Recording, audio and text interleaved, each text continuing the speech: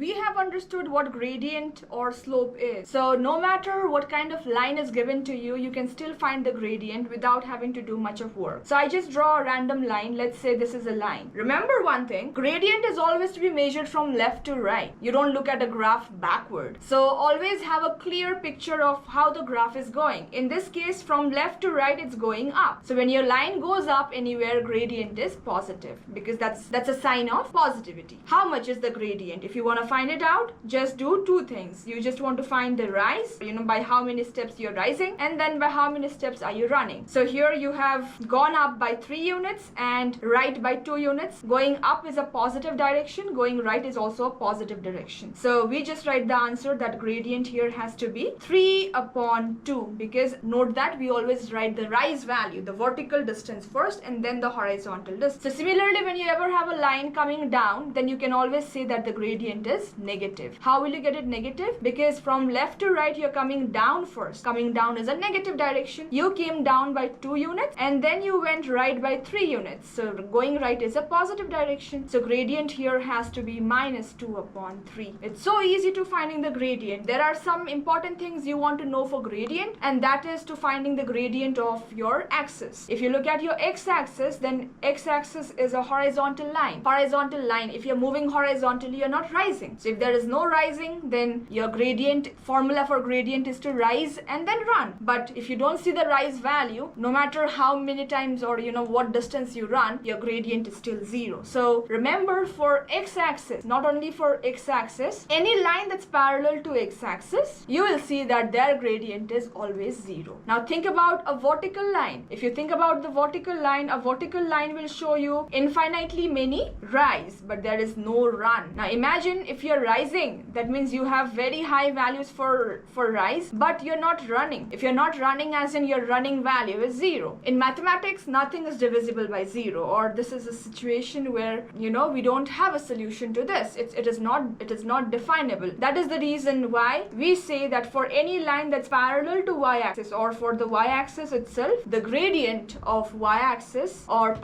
any line parallel to y-axis is always undefined. So remember, this happens for vertical lines when there is infinitely many rise but no run.